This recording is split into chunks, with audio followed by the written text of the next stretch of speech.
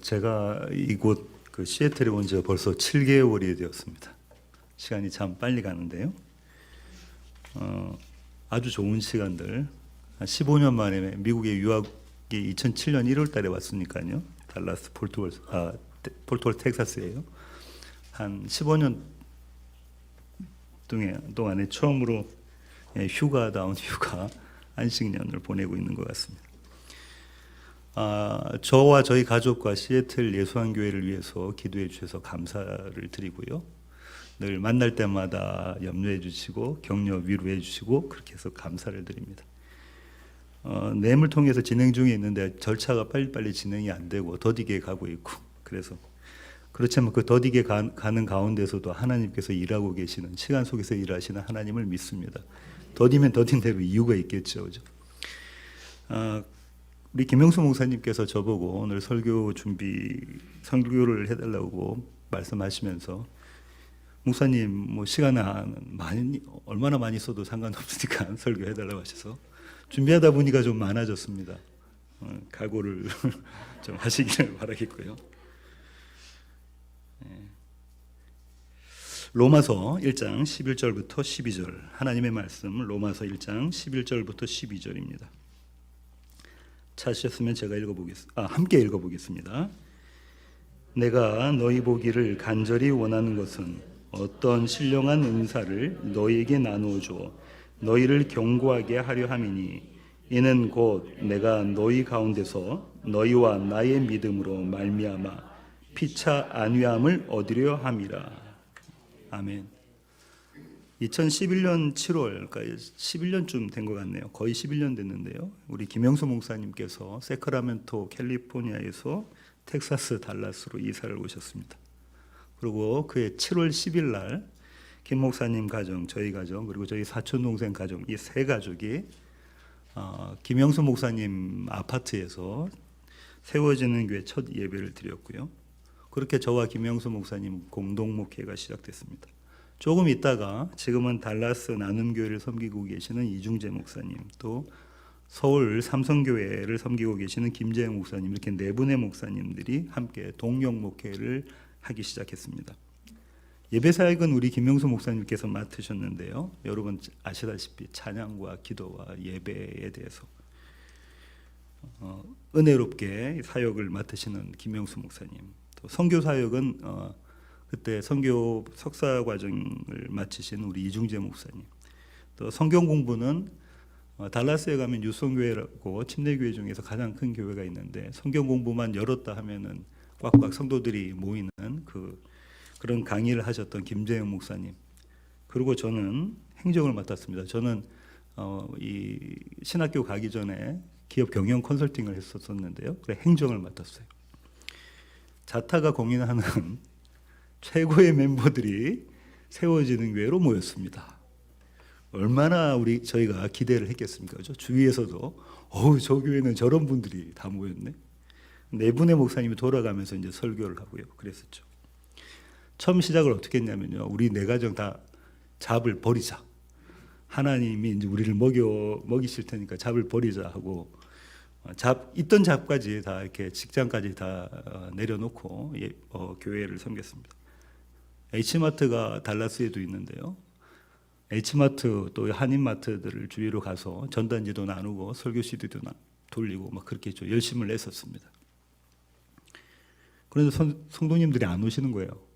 한두 주일 오셨다가 등록은 안 하시고 그 다음에 안 오시고 그렇게 하시는 겁니다. 우리의 얄팍한 믿음 그때 무너지죠. 한 사람씩 직장에 나가기 시작하고요. 사모님들도 직장에 나가기 시작합니다. 우리 김영수 목사님은 세탁소 플랜트에서 일하셨는데요. 한번 생각해 보십시오. 텍사스의 여름은 100도를 넘나듭니다.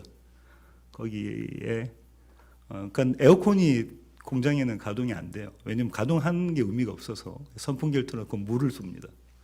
거기서 70시간씩 일하셨고요. 저는 조금 편하게 세탁소 픽업 스테이션에서 같은 세탁소 같은 계열인데 픽업 스테이션에서 일하면서 밤에는 SAT 매스를 아이들 과외를 가르쳤고요. 이중재 목사님은 여기도 많이 있는가 모르겠는데 미용 재료상 도매상에서 일하시고, 김재영 목사님은 새벽 2시에 출근하셔서 도넛가게 베이커로 일하셨습니다. 이런 수고에도 불구하고 개척한 지 3년 동안에 단 한 명의 성도님도 등록하지 않으셨습니다. 단 한 명도. 왔다 갔다 하셨는데 등록을 하지 않으셨어요. 저희의 지식과 저희의 열심이 무너지는 3년이었습니다. 그런데 돌이켜보면 바로 그 시절이 저와 김영수 목사님 또 두 분의 목사님들이 복음과 교회에서 참 많이 배웠던 시간이었던 것 같습니다. 목회학 박사과정을 하면서 같이 이야기를 많이 하고 설교를 들으면서 서로 도전을 받고 복음이라는 건 어떤 것인지, 교회는 어떻게 세워져야 되는지에 대해서 많이 토론하고 나눴던 시간이었습니다. 지금은 모두 흩어져 있고요. 네 분의 목사님은 맡으신 자리에서 오늘 설교 제목과 같이 복음과 교회에 대해서 나누고 계실 겁니다. 그중 두 사람이 여기 지금 있습니다. 오늘 나눌 말씀은 그때부터 지금까지 고민해 왔던 복음 그리고 교회입니다. 바울은 11절을 이렇게 시작합니다. 내가 너희 보기를 간절히 원하는 것은, 내가 너희 보기를 간절히 원한다. 내가 지금 보고 싶어 죽겠다라는 거죠. 뭐 하기 위해서 그러냐면 뭔가 나눠주기 위해서 그렇다는 거예요. 뭔가 나눠주기 위해서. 무엇을요?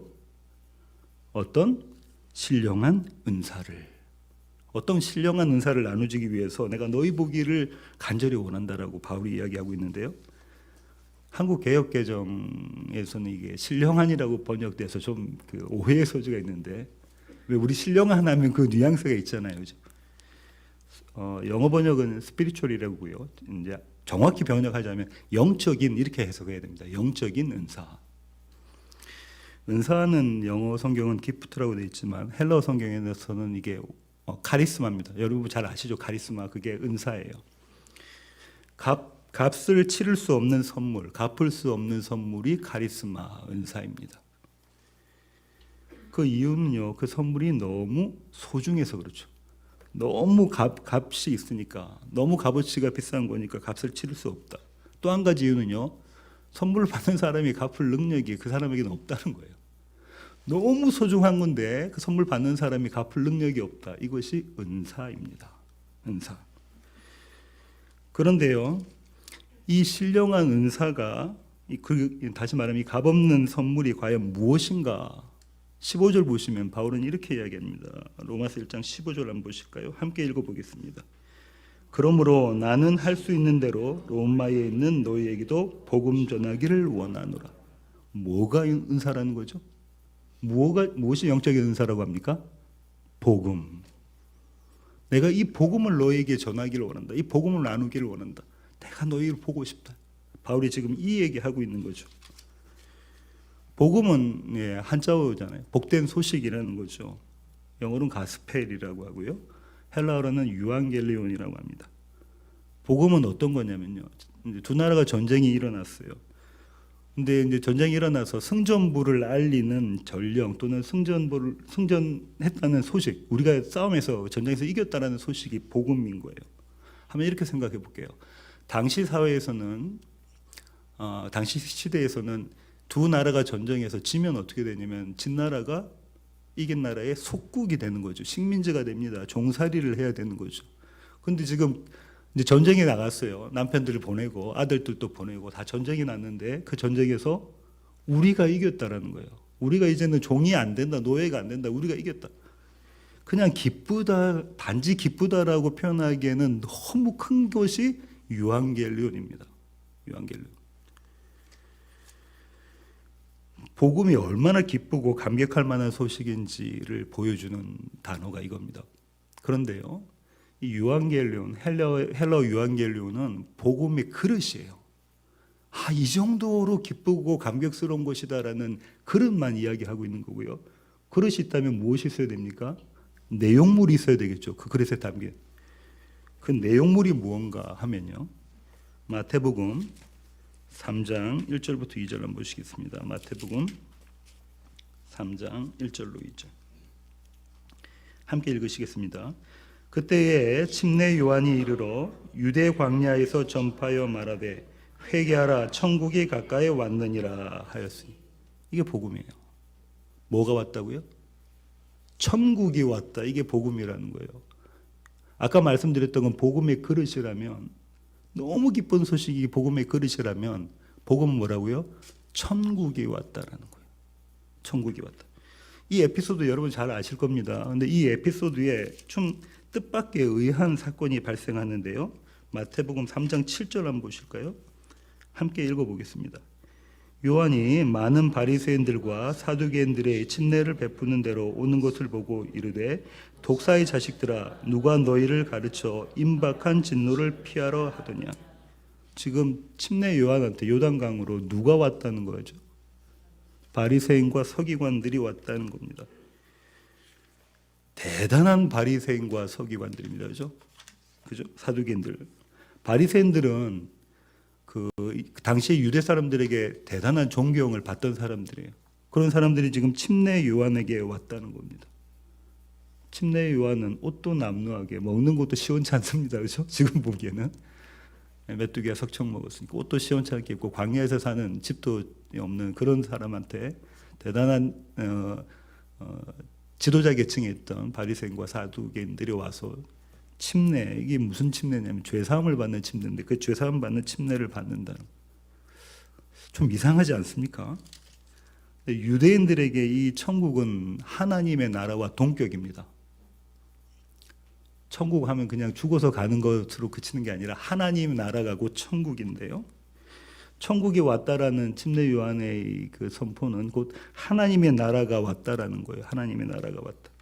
그럼 우리가 하나님의 나라가 어떤 건지 그 의미를 찾아볼 필요가 있겠습니다. 그죠? 창세기 17장 1절부터 2절 한번 보시겠습니다. 창세기 17장 1절로 2절입니다. 함께 읽어보실까요? 아브라함이 99세 때에 여호와께서 아브라함에게 나타나서 그에게 이르시되 나는 전능한 하나님이라 너는 내 앞에서 행하여서 완전하라. 내가 내 언약을 나와 너 사이에 두어 너를 크게 번성하게 하리라 하시니.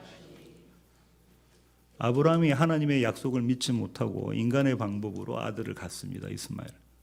얼마 지나서 하나님께서 아브라함에 나타나셔서 너 그거 잘못됐다. 너 부끄러운 짓 하지 마. 이렇게 말씀하고 계시는 거죠. 너 부끄러운 짓 하지 마. 내가 너에게 언약을 주겠다라고 말씀을 하고 계십니다. 같은 창세기 17장 7절과 8절 한번 보실까요? 내가 내 언약을 나와 너 및 내 대대 후손 사이에 세워서 영원한 언약을 삼고 너와 내 후손의 하나님이 되리라. 내가 너와 내 후손에게 내가 거류하는 이 땅 곧 가나안 온 땅을 주어 영원한 기업이 되게 하고 나는 그들의 하나님이 되리라. 이게 복음입니다. 성경이 말하는 복음은 뭐냐면 여호와 하나님께서 나는 너희의 하나님이 되고 너희는 나의 백성이 될 거야. 아멘이십니까? 이게 복음이라니까요. 나는 너희의 하나님이 되고 너희는 나의 백성이 될 것이다. 이게 복음입니다. 구약이 계속 이 얘기가 나옵니다. 그죠? 계속 나와요. 출애굽기를 한번 가볼까요? 출애굽기 3장 9절부터 한번 읽어보겠습니다. 12절까지. 3장 9절부터 12절까지. 이제 가라. 이스라엘 자손의 부르짖음이 내게 달하고 애굽 사람이 그들을 괴롭히는 학대도 내가 보았으니 이제 내가 너를 계속 안 나와요? 예. 이제 내가 너를 바로에게 보내어 너에게 내 백성 이스라엘 자손을 애굽에서 인도하여 내게 하리라. 모세가 하나님께 아뢰되 내가 누구이기에 바로에게 가며 이스라엘 자손을 애굽에서 인도하여 내리까. 하나님이 이르시되 내가 반드시 너와 함께 있으리라. 네가 그 백성을 애굽에서 인도하여 낸 후에 너희가 이 산에서 하나님을 섬기리니 이것이 내가 너를 보낸 증거니라.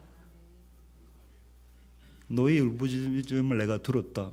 내가 너희의 하나님이다. 너희는 나의 백성이다. 지금 이 얘기를 모세에게 여호와 하나님께서 하시면서 모세가 뭐라냐면 이 일을 제가 어떻게 하겠습니까? 내가 너와 함께 하겠다. 내가 너와 함께 하겠다. 그러면서 내가 너희를 구원한 함께한 그 증거가 뭐라고 하죠? 이스라엘이 어디서 이 산, 이 호렙산에서 다시 여호와를 찬양할 것이다. 여호와를 경배할 것이다. 여호와께 감사 예배를 드릴 것이다. 이게 그 증거다 라고 말씀하고 계시네요. 하나님의 나라가 왔다라는 것이 복음의 의미입니다. 나는 너희의 하나님이 되고 너희는 나의 백성이 될 것이다. 그런데요, 출애굽기 이제 조금 넘어가서 한 19장 이후부터는 하나님께서 조건을 다세요. 그 조건이 뭐냐면 내 말을 잘 듣고 내 언약을 지키면, 그렇게 조건을 다십니다.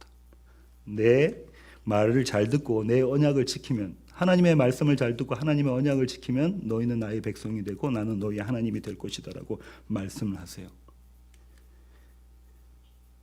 그래서 이스라엘 백성들, 특별히 바리새인들은 하나님의 계명과 율법에 목숨을 바칩니다. 그랬나요?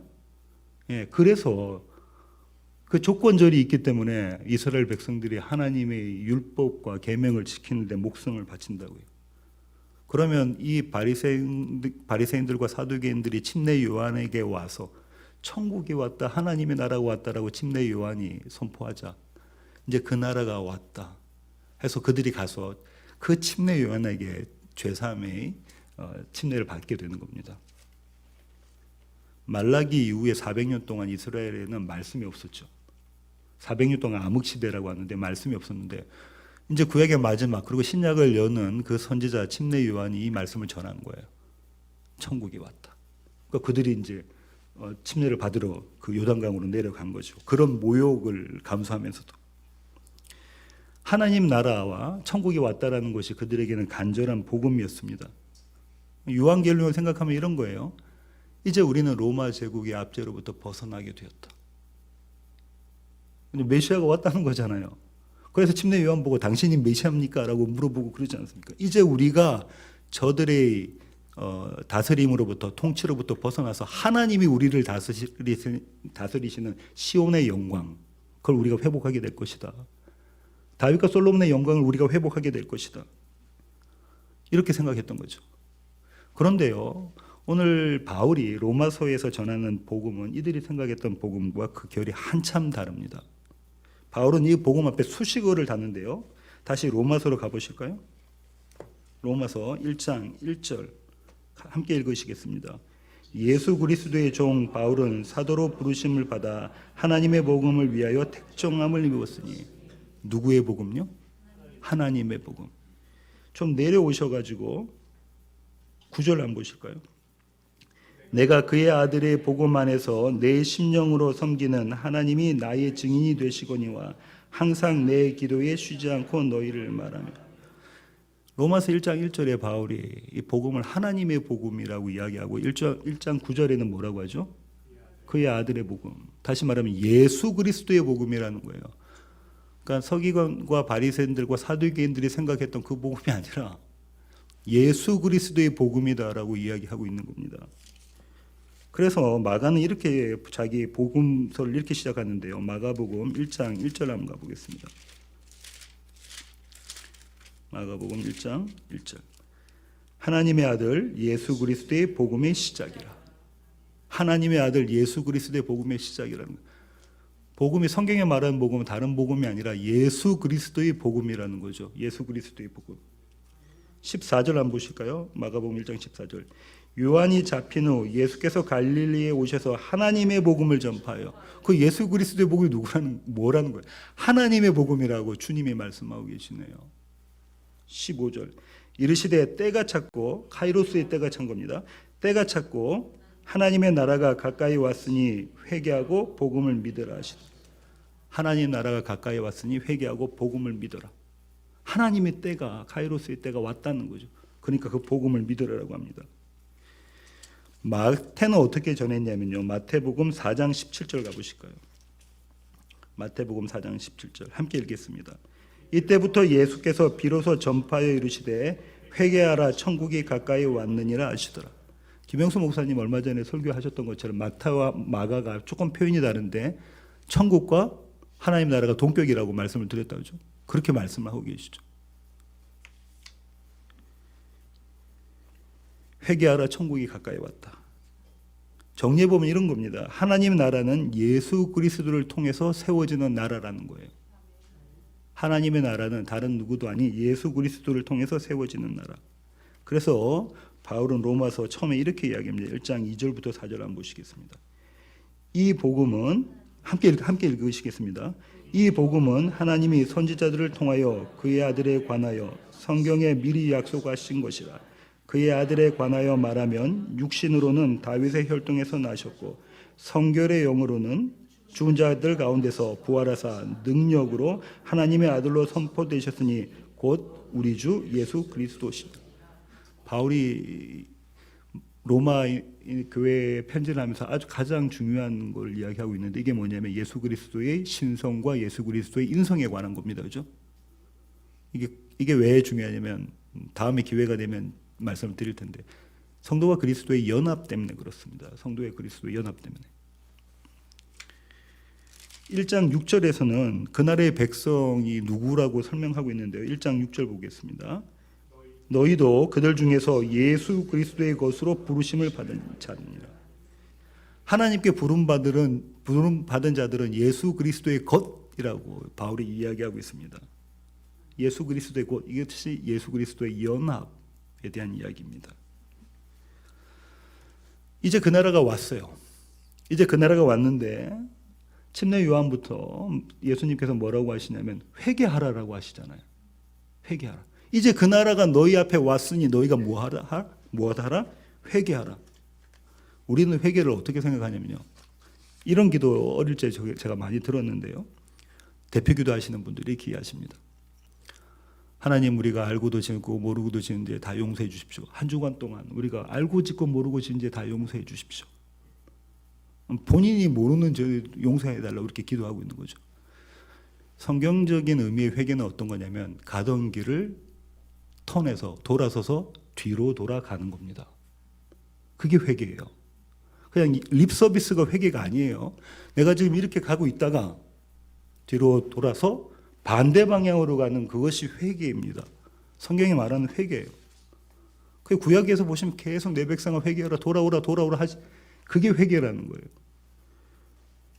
그러면요.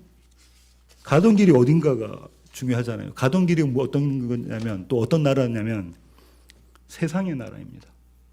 세상의 나라는 다른 말로 내가 왕이 돼서 내가 임금 돼서 내가 하고 싶은 대로 내가 원하는 대로 살아가는 나라가 세상의 나라. 이 길은 불순종의 길이에요. 불순종은 곧 불의입니다. 그죠? 불의는 곧 죄예요. 같은 뜻입니다. 불순종의 결과가 그죠? 죄라는 겁니다. 상태로 보면 이건 악한 상태예요.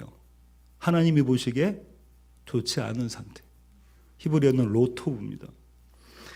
가던 길이 이 길이었다는 거예요. 저와 여러분이 가던 길이 이 길이었고 로마에 있는 교회 성도들이 가던 길이 이 길이었는데 그 길에서 돌아서라는 거죠. 주님이 사역하시면서 침례받고 나오셔서 복음을 선포하시면서 천국에 왔으니 이제 돌아서라라는 겁니다. 돌아서 가라는 겁니다. 이거 다른 버전으로 하면 이거죠. 내 백성아 거기서 나와. 나사로야 나오너라. 사망으로부터 나오너라. 그렇게 하나님의 다스리심, 하나님의 통치, 예수 그리스도가 주인 되고 왕 되시는 그 세상을 살아라. 이게 회개입니다. 그런데 문제는요, 이 회개가, 다시 말하면 세상으로부터 뛰쳐나오는 이 회개가 우리로서는 할 수가 없다는 거예요. 회개 잘 하시는 것 같지만 우리로서는 이 회개를 할 수가 없습니다. 왜냐하면 세상이 너무나 매력적이기 때문에 그렇습니다. 성경은 세상이 얼마나 매력적이다고 이야기하냐면 이렇게 표현하죠. 먹음직도 하고 보암직도 하고 탐스럽기도 한 세상. 한번 우리 주변을 한번 살펴보세요. 그렇지 않습니까? 먹음직도 하고 보암직도 하고 탐스럽기도 한 세상이에요. 내가 보기에 좋은 것, 그런 세상, 자기 사랑, 자기 확장하는 그런 세상. 근데 그 세상으로부터 돌아서라는 거예요. 저는 매일매일 이 세상 가운데 있거든요. 근데 그 세상에서 돌아서라는 거예요. 하나님 오늘 제가 죄를 지었으니까 용서해 주세요. 이게 아니라 그 세상으로부터 나오라는 거예요.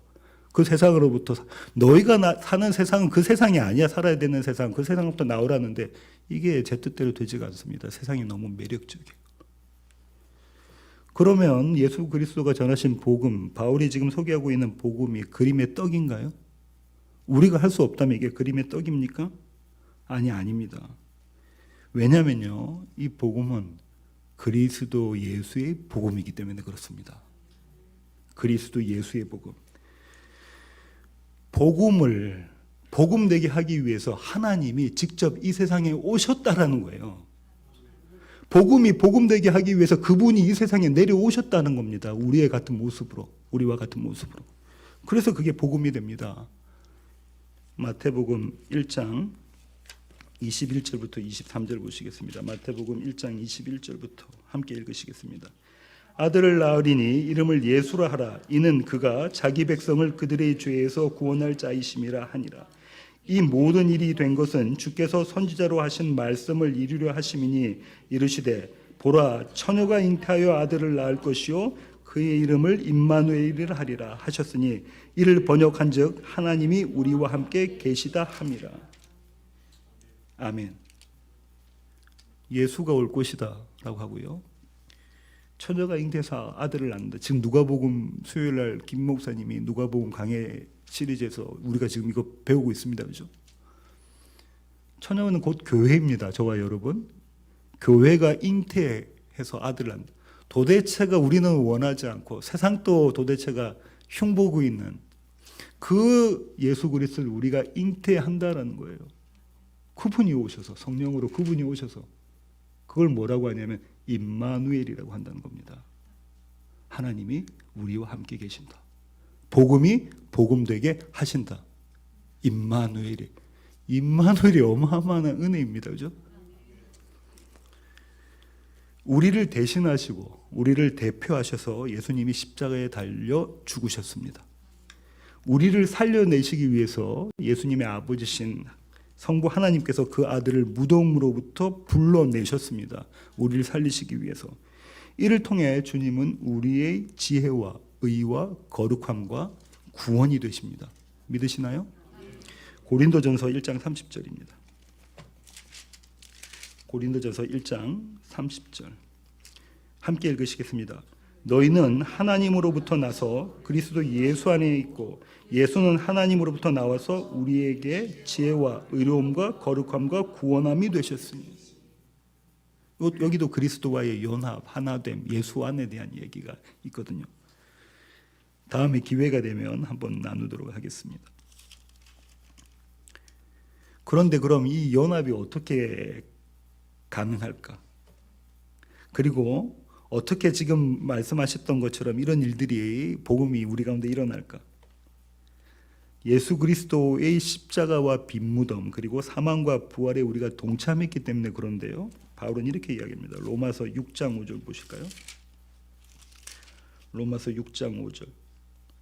만일 우리가 그의 죽으심과 같은 모양으로 연합한 자가 되었으면 또한 그의 부활과 같은 모양으로 연합한 자도 되리라. 이것으로 그렇게 된다는 거예요. 그리스도와 연합으로 우리가 구원받는다라는 거예요. 그 세상으로부터 나오는 회개를 할 수 있다는 거예요. 그리스도 예수와 연합함으로. 여기에 복음의 비밀이 담겨져 있습니다. 그럼 이 연합은 어떻게 일어나냐면요. 갈라디아서 3장 26절부터 27절입니다. 갈라디아서 3장 26절부터 27절 같이 읽겠습니다. 너희가 다 믿음으로 말미암아 그리스도 예수 안에서 하나님의 아들이 되었으니 누구든지 그리스도와 합하기 위하여 침례를 받은 자는 그리스도로 옷 입었느니라. 무엇으로 말미암아? 믿음으로 말미암아 우리는 예수 그리스도와 연합한다라고 이야기하고 있습니다. 믿음으로 말미암아.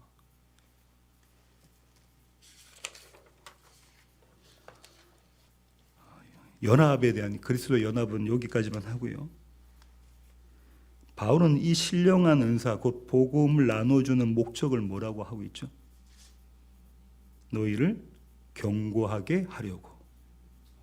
너희를 경고하게. 너희는 로마 교회인데요.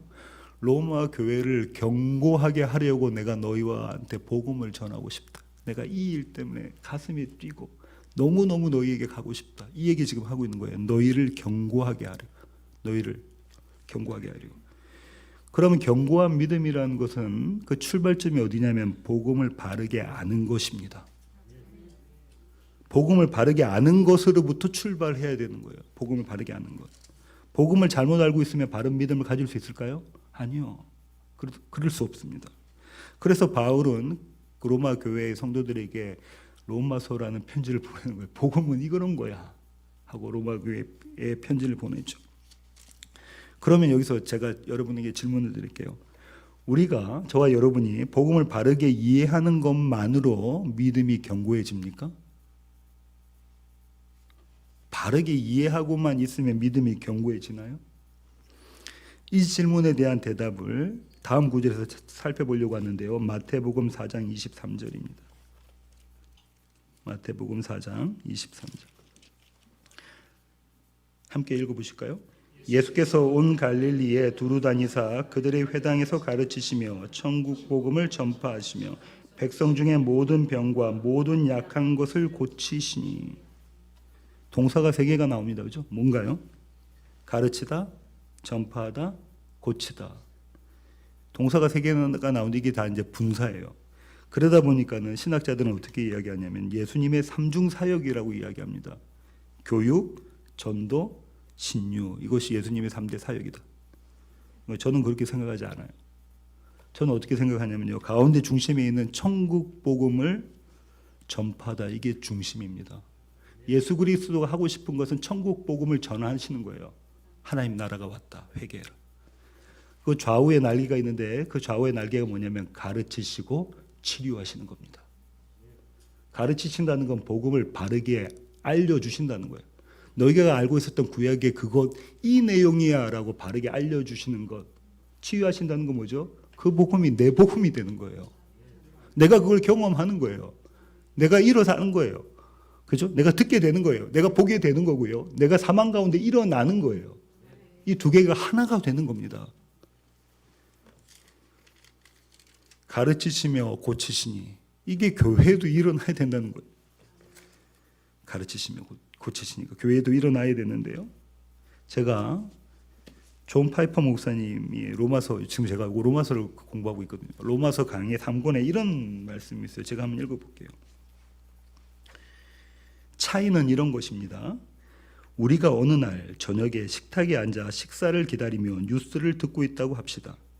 뉴스에서 작년 한 해 미네소타 지역 내 30명의 아이들이 폭주족 차량에 치여 사망했다는 통계 자료를 전합니다. 우리는 그 소식을 듣고 인상을 찌푸리며 이렇게 말합니다. 저런 부모들이 얼마나 힘들까. 그러고는 다음 뉴스를 계속 듣습니다. 그때 갑자기 현관문이 벌컥 열리고 12살 난 아들이 비명을 지르며 들어와서는 모퉁이를 돌던 차가 길가에 있던 9살 난 동생을 치웠다고 말합니다. 상황이 이해되시죠?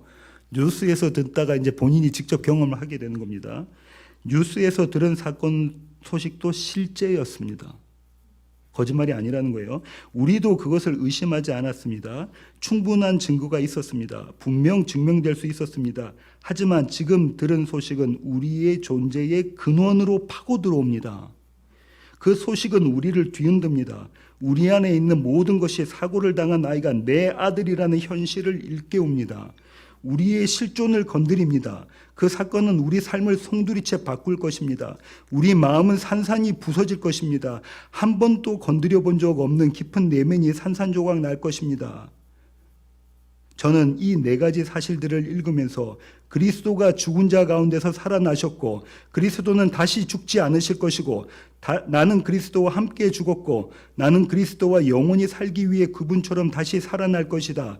오늘 여기 계신 분들이 이 4가지 사실을 증명할 수 있는 어떤 종교적 주장으로 듣지 않고 이론으로 듣지 않고 우리의 자녀가 문으로 뛰어들어오면서 외치는 사건처럼 들으실 수 있기를 간절히 소망합니다. 우리와 깊이 관련된 일입니다. 이것은 우리의 죽음이자 우리의 삶이고 우리의 소망입니다. 이 일을 위해서 예수 그리스도는 복음을 가르치시고 그 복음으로 치료하셨다는 거예요. 우리 베델 교회가 이 복음 가운데 있기를 원합니다. 성도의 믿음은 복음을 바르게 알고 그 복음이 나의 복음이 되는 겁니다. 나의 복음. 그렇게 해서 교회는 견고해집니다. 아는 것과 믿는 것이 하나 된다. 들어보셨나요? 에베소서 4장 13절입니다.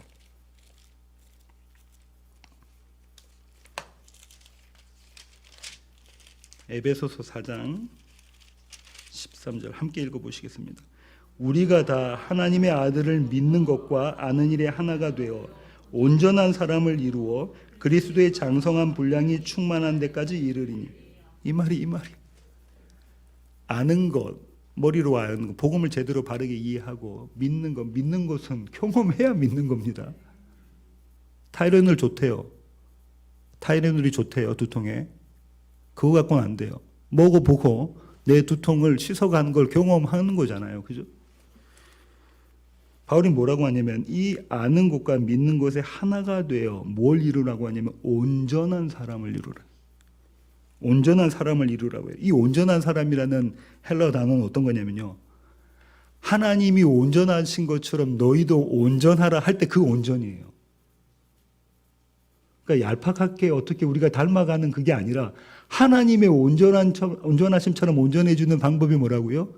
복음을 바르게 알고 복음을 경험하는 것. 왜요? 예수가 나와 한 몸이니까. 이 일, 아는 것과 믿는 것이 하나가 돼서 저와 여러분의 믿음을 견고하게 하는 일은 저와 여러분의 지혜와 실력으로 할 수 있는 게 아닙니다.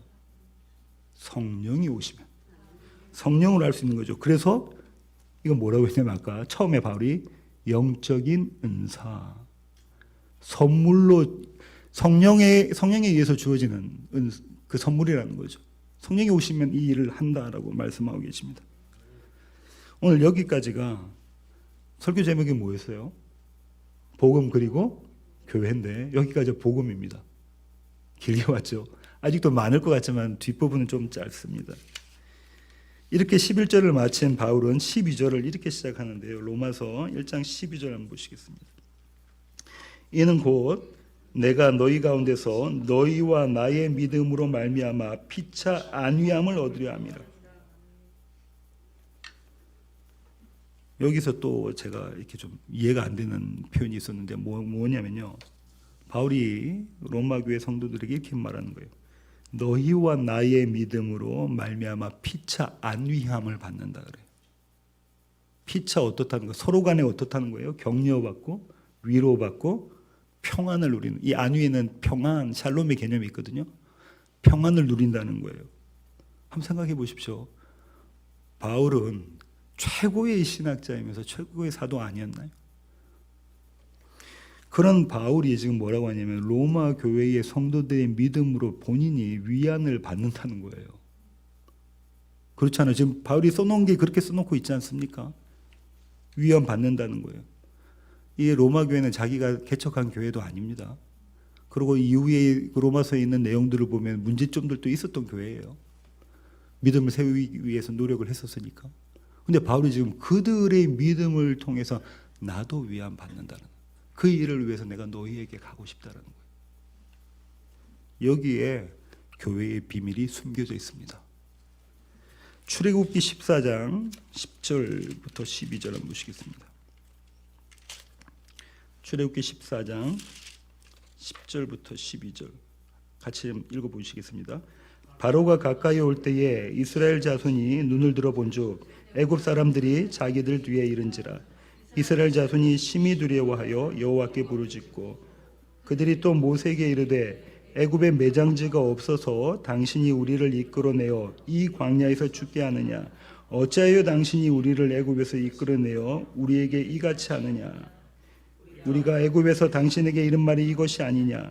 이르기를 우리를 내버려 두라. 우리가 애굽 사람을 섬길 것이라 하지 아니하더냐? 애굽 사람을 섬기는 것이 광야에서 죽는 것보다 낫겠노라. 어떤 상황인 줄 아시겠죠? 뒤에 바로의 군대들이 쫓아오고 앞에는 홍해가 이렇게 있습니다. 모세를 욕을 하고 또 욕을 하고 있어요. 우리가 거기서 종살이하는 게 훨씬 낫더라. 우리의 모습이 이 모습이라는 거예요. 매일매일. 너무나 매력적인 세상을 보고 우리가 종살이하는 게 훨씬 낫더라. 이렇게 말도 안 듣는 불순종한 이 불의한 죄 있는 이런 이스라엘 백성들 앞에 하나님의 나라가 펼쳐집니다. 하나님의 나라가 펼쳐져요. 21절부터 출애굽기 14장 21절부터 22절 한번 보실까요? 모세가 바다 위로 손을 내밀 때 여호와께서 큰 동풍이 밤새도록 바닷물을 물러가게 하시니 물이 갈라져 바다가 만 땅이 된지라. 이스라엘 자손이 바다 가운데를 육지로 걸어가고 물은 그들의 좌우에 벽이 되니 28절부터 30절. 물이 다시 흘러 병거들과 기병들을 덮되 그들의 뒤를 따라 바다에 들어간 바로의 군대를 다 덮으니 하나도 남지 아니하였더라. 그러나 이스라엘 자손은 바다 가운데를 육지로 행하였고 물이 좌우에 벽이 되었더라. 그날에 여호와께서 이같이 이스라엘 애굽 사람의 손에서 구하심에 이스라엘이 바닷가에서 애굽 사람들이 죽어 있는 것을 보았더라. 이게 하나님의 나라라는 거예요. 하나님의 나라. 당시 장면을 이렇게 한번 생각해 보겠습니다. 제가 어느 책에서 읽었는지 어느 목사님이 말씀하셨던 건지 모르겠는데 이 상상을 한번 해볼게요. 성경은 홍해를 건넌 사람들이 그리고 출애굽했던 사람들이 성인 남자들만 60만 명이라고 하면 그렇게 이야기하거든요. 그럼 가족들을 아주 작게 잡아도 200만 명쯤 됩니다. 200만 명이 바다를 건너가려면 한 민족이 바다를 건너가려면 바다가 얼마나 많이 열렸겠어요. 그죠? 그냥 제가 아침에 운동하는 그 정도 길이 아니라 어마어마하게 열렸을 거란 말이죠. 그 길을 걸어갈 때 저 앞에서 내가 1등 할 거야 라고 달려가는 사람이 있었겠습니다. 그죠? 모세 뒤를 쫓아서. 저 뒤에서 200만 명쯤 되니까 저 뒤에서 따라오는 사람도 있었겠죠. 이게 호수가 아니고요. 호수만 해도 클 텐데 바다면 이 물벽이 어마어마하게 컸겠죠. 홍해가 갈라진 거 믿으시나요? 그럼 어마어마하게 컸을 텐데 그 물벽에 이 천연 수족관이지 않겠습니까? 거기에 보면 상어도 있을 거고 문어도 있을 거고 펄럭펄럭 가오리도 있을 거고 난생 처음 본 동물들이 어마어마하게 있었을 텐데요. 그 동물들을 바라보며 물고기들을 바라보며 기뻐하고 즐거워하고 좋아하고 막 이런 사람도 없었을까요? 개종이 있었을지도 모릅니다. 그죠? 우리 이윤식 집사님처럼 그렇게 막 좋아하고 막 그런 분들이 계셨을지도 몰라요. 또 어떤 사람은요. 저 물벽이 언제 갑자기 무너질지 모르니까 한가운데 우리 아버지가 가운데 있으라고 그랬어. 앞도 뒤도 좌도 우도 아니야. 한가운데 있으라고 그랬어. 한가운데 앞에 가는 사람은 옷자락을 잡고 따라가는 무서워하면서 따라가는 사람도 있었겠죠. 이 사람들이 믿음이 어땠던 간에 이들은 모두 홍해를 건넜습니다. 단 한 명의 예외 없이 홍해를 건넜어요. 그 얘기는 무슨 말이냐면 하나님이 그들을 건너게 하셨다는 거예요. 모세에게 속해서. 하나님께서. 13절부터 14절. 모세가 백성에게 이르되 너희는 두려워하지 말고 가만히 서서 여호와께서 오늘 너희를 위하여 행하시는 구원을 보라. 너희가 오늘 본 애굽 사람을 영원히 다시 보지 아니하리. 여호와께서 너희를 위하여 싸우시리니 너희는 가만히 있을지. 내가 너희의 하나님이 되고 너희는 나의 백성이야. 구원은 내가 이루는 거야. 너희의 믿음의 어떠한 모양과 색깔 그것 때문이 아니라 내가 너희에게 구원을 이루는 거야. 하나님께 붙잡힌 바 된 믿음이 그들을 홍해를 건너게 만들었죠. 바울이 어쩌면 이 얘기하는 거 아니겠습니까? 로마 교회에 믿음 없어 보이는 사람, 그 믿음 보고도 내가 위로를 얻겠다는 것은 그 안에 있는 하나님의 믿음, 하나님의 열심, 예수 그리스도의 은혜를 바라보고 우리가 어떻든 간에 하나님께서는 우리를 이 홍해를 건너게 만들어내신다. 그거 보고 내가 위로받겠다. 너희의 믿음, 나의 믿음, 제각각 믿음의 색깔이 다를지라도 그 믿음을 붙잡아 가시는 하나님의 믿음, 다시 말하면 그리스도 예수의 복음이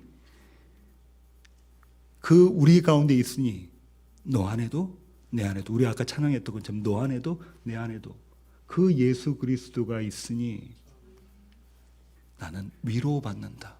나는 격려받는다. 나는 평안을 누린다.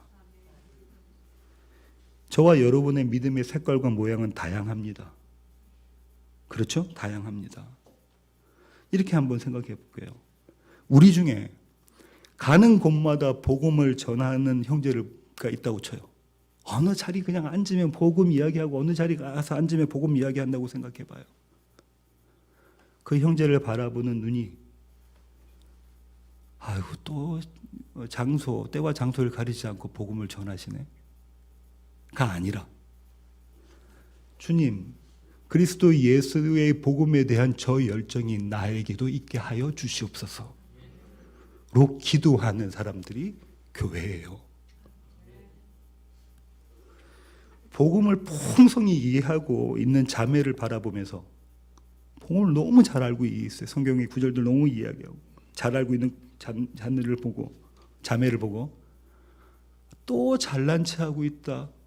저 사람 또 잘난 체하고 있다. 그렇게 그 사람을 욕할 것이 아니라 내가 내 시간을 쪼개가면서 삶의 우선순위를 바꾸는 겁니다. 성경을 더 읽고 목사님 말씀 설교에 한 번만 듣는 게 아니라 주중에 또 듣고 내가 말씀을 저렇게 알아서 복음의 진리 위에 서 있어야 되겠다. 이렇게 생각하는 사람들이 교회라고요. 뒤쳐져서 걸어오는 사람들이 있으면 저 사람은 믿음이 있는 거야 없는 거야 라고 흉보지 마시고 내가 저 자리에 있었음을 기억하시기 바랍니다. 제가 그래요. 우리가 지금 교회가 아닌 것 같아 하는 그 교회 이렇게 다 거쳐서 왔단 말이죠. 나의 믿음의 여정들을 돌아보면서 그 사람을 기다려줄 줄 아는 이 사람들이 교회입니다. 어떤 사람들은 예배 시간마다 우시는 분들이 있어요. 찬양하면 울고 기도하면, 오늘 우리 어머니도 기도하시면서 우셨는데 기도하면 울고 막 저 사람은 왜 교회만 오면 울지? 왜 이렇게 분위기를 칙칙하게 만들지? 이렇게 이야기하실 게 아니라 그 안에 있는 하나님의 은혜가 얼마나 크면 앉으나 서나 찬양을 부를 때나 말씀을 듣을 때나 우시는지 하나님 그 은혜를 저도 경험하게 하여 주시옵소서. 도대체가 견딜 수 없는 상황인데 아무렇지도 않고 씩씩하게 담대하게 그 환경과 상황들을 이겨나가는 형제들을 바라보면서 무덤을 이기신, 무덤에서 살아나신 그 부활의 예수 그리스도, 그분을 살려내신 하나님의 놀라운 능력을 힘입어서 제가 주님 오늘 하루도 살아내겠습니다. 이런 사람들이 교회라고요. 이들의 믿음의 모양이 같은가요? 달라요. 이들의 믿음의 색깔이 다 다릅니다. 그렇죠? 아까 제가 그 홍해를 건너가는 사람들 말씀드렸잖아요. 믿음의 모양이 다 달라요. 그렇지만 그 안에 예수 그리스도의 믿음은 동일합니다. 그래서 유명한 신학자가 이런 말을 하셨는데요. 각기 다르지만 동일한 믿음으로 성도는 서로 위안받는다. 오늘 설교의 결론을 맺도록 하겠습니다.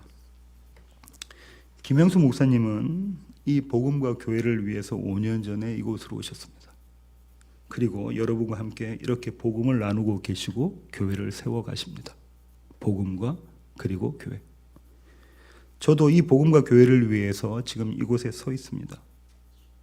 올 수밖에 없는 상황이었지만 달라스에 세워지는 교회 가족들에게 죄송합니다. 그래서 아침마다 새벽마다 기도해요. 그분들을 위해서. 이제 여름이 되면 시애틀 예수란 교회가 세워질 겁니다. 아니, 주님께서 이미 세워주셨습니다. 그래서 이름도 얼굴도 모르지만 그 교회 가족들을 위해서 그 형제 자매들을 위해서 제가 아침마다 또 기도합니다. 분명 우리의 믿음의 모양과 색깔은 각각 다를 겁니다. 다른 말로는 각양각색일 거라고요. 믿음의 색깔들이. 마치 여기 계신 여러분들이 그런 것처럼. 하지만 분명한 것은 저와 그분들 그리고 여기 계신 모든 분들이 그리스도 예수의 복음 안에서 하나가 될 것입니다. 왜냐하면 주님께서 그 일을 위해서 저와 여러분을 위해 기도하셨고 또 지금도 기도하고 계시기 때문입니다. 오늘 읽으실 구절의 마지막 구절인데요. 제가 성경 가운데 가장 좋아하는 구절입니다. 요한복음 17장입니다. 요한복음 17장 20절부터 26절 조금 긴데요. 이 구절 읽고 설교를 마치도록 하겠습니다. 내가 비옵는 것은 이 사람들만 위함이 아니요 또 그들의 말로 말미암아 나를 믿는 사람들도 위함이니 아버지요 아버지께서 내 안에 내가 아버지 안에 있는 것 같이 그들도 다 하나가 되어 우리 안에 있게 하사 세상으로 아버지께서 나를 보내신 것을 믿게 하옵소서. 내게 주신 영광을 내가 그들에게 주었사오니 이는 우리가 하나가 된 것 같이 그들도 하나가 되게 하려 함이니이다. 곧 내가 그들 안에 있고 아버지께서 내 안에 계시어 그들로 온전함을 이루어 하나가 되게 하려 함은 아버지께서 나를 보내신 것과 또 나를 사랑하심 같이 그들도 사랑하신 것을 세상으로 알게 하려 함이로소이다. 아버지여 내게 주신 자도 나 있는 곳에 나와 함께 있어 아버지께서 창세 전부터 나를 사랑하심으로 내게 주신 나의 영광을 그들로 보게 하시기를 원하옵나이다. 의로우신 아버지여 세상의 아버지를 알지 못하여도 나는 아버지를 알았사옵고 그들도 아버지께서 나를 보내신 줄 알았사옵나이다. 내가 아버지의 이름을 그들에게 알게 하였고 또 알게 하리니 이는 나를 사랑하신 사랑이 그들 안에 있고 나도 그들 안에 있게 하려 함이니이다. 십자가를 지시기 전에 지금 저와 여러분을 위해서 주님께서 이 기도하셨습니다. 복음 안에서 하나 되라고 기도하시겠습니다. 주님 그렇습니다. 하나님 우리가 살 길은 복음입니다. 그 복음을 바르게 알고 그리고 그 복음을 경험하는 것입니다. 그 복음이 나의 복음이 되는 것입니다. 그렇게 모인 자들이 교회입니다. 하나님의 집 베델이 이런 교회 되게 하여 주시고 이미 세우신 시애틀 예수한 교회가 이런 교회 되게 하여 주시옵소서. 예수님의 이름으로 기도합니다. 아멘.